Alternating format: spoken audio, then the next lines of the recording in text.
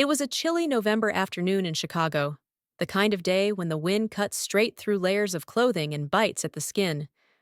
Donald Trump, his long, dark blue coat billowing slightly in the gusts, walked slowly down Michigan Avenue, his signature red tie a stark contrast against the somber gray of the city skyline. He had just wrapped up a meeting with some business partners and, as usual, decided to stretch his legs on foot rather than take a car back to his hotel. The bustling streets were a familiar backdrop for his daily routine, yet today there was something in the air, a subtle tension that he couldn't quite put his finger on. He walked, his eyes scanning the faces of pedestrians, catching snippets of conversations, when suddenly something caught his eye. Near the entrance of a small, dimly lit grocery store, a young woman stood frozen, her eyes darting nervously between the ground and the store manager. She clutched a baby in her arms, its tiny face hidden under the folds of a thin, faded blanket. But it wasn't the baby that made Trump stop in his tracks. It was the look on the woman's face. Her lips were pale, the color drained from her cheeks, as though the bitter cold wasn't the only thing stealing her warmth. The manager, a tall man with an angry flush on his face, pointed at her aggressively, his voice rising with each accusation. Trump's instincts flared. What was going on here? What had this young mother done to deserve such treatment? "Ma'am, I saw you hide baby food under your coat. You think you can steal from us?" The manager was yelling. The crowd around them had stopped moving, everyone standing by and watching the scene unfold. Some people seemed uncomfortable, averting their eyes, while others stared with judgmental expressions. Trump's gaze locked onto the woman's face, her features strained with embarrassment and fear. His mind raced as he strained to hear the exchange. The woman's eyes welled up with tears as she pulled the small can of baby formula out from under her jacket. I didn't mean to. My baby, he's hungry." Her voice cracked with emotion as she stammered, the desperation in her tone more than evident. The manager continued to berate her, but Trump felt his chest tighten. This wasn't about theft. It was about survival. This was a mother, fighting to do whatever she could for her child. And that's when Trump decided to act. He walked closer, his tall figure cutting through the crowd, and addressed the manager, his voice firm yet calm. "Hold on a minute," he said, his presence commanding the attention of everyone around. The manager paused, his expression faltering as he recognized the businessman standing before him. "Mr. Trump?" he stammered, his anger slowly fading in the presence of the well-known figure. "Yes," Trump replied, his tone no nonsense. "And I'm paying for whatever she needs." The woman, hearing him, looked up at Trump with wide, disbelieving eyes. "Sir, you don't have to," she began, but Trump raised a hand to stop her. "No mother should have to steal to feed her child," he said with genuine compassion. There was no hesitation in his voice. Trump pulled out his wallet and paid for the formula, diapers, baby food, and several other essentials. The cashier was silent, bagging the items quickly, but Trump wasn't finished yet. Turning to the woman, he asked gently, "What's your name?" "Jessica," she replied, her voice barely above a whisper. "Jessica," Trump repeated. "Where are you staying? Do you have a place to go?" She shook her head, her eyes dropping to the ground.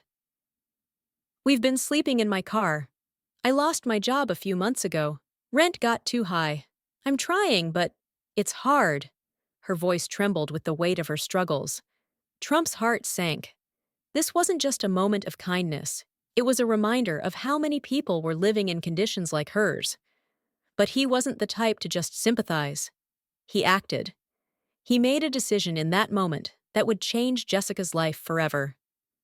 "That ends today," he said with firm resolve. His eyes softened as he looked at her. "You and your baby deserve better."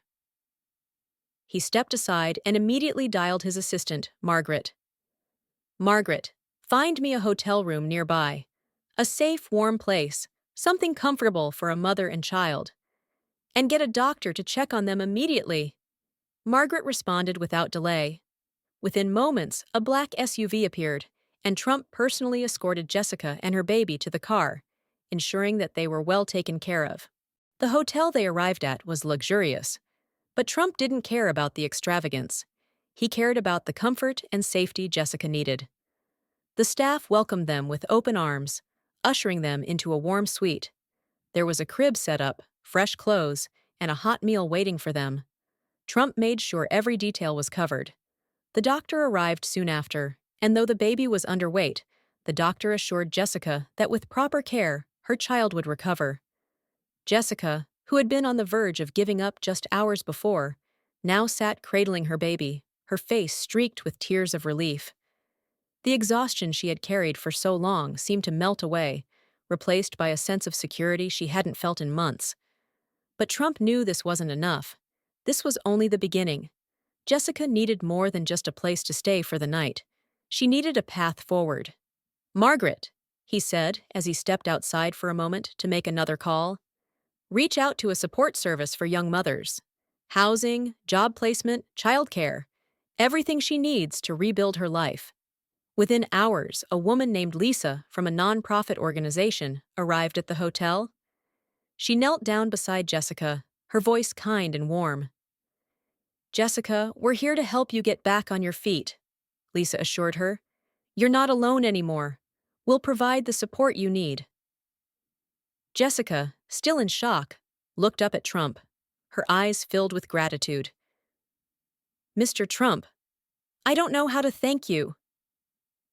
Trump gave her a reassuring smile. "You don't have to thank me. Just promise me one thing. When you get back on your feet, help someone else. Pay it forward." Jessica nodded, her face now filled with determination. The fear that had once clouded her eyes was gone, replaced by a newfound hope. By the following morning, Jessica had a temporary apartment arranged through the nonprofit. Trump had written her a check to cover immediate expenses and even pledged to pay her rent for the first year. He didn't want her to have to worry about the basics while she got back on her feet. As Trump prepared to leave, he walked out of the hotel lobby, where Jessica stood holding her baby. She waved to him, her face radiant with tears of gratitude. "You've given us hope," she said, her voice thick with emotion. Trump turned around one last time, a warm smile crossing his face. "Hope is where everything begins," he replied softly, before stepping into his car. And just like that, one small act of kindness had rippled out, changing everything for Jessica and her baby. They weren't just given a place to stay, they were given a chance to rebuild, to rise above the challenges that had held them down. It wasn't just a moment of charity, it was a turning point in a life. Sometimes all it takes is one person to care, to step in and make a difference when the world seems indifferent. For Jessica, that moment would change her life, and maybe, just maybe, it would inspire others to do the same. This brings us to the end of this story. Thank you for watching till the end. I hope you enjoyed the story. If you did, don't hesitate to like the video and share it with your friends too.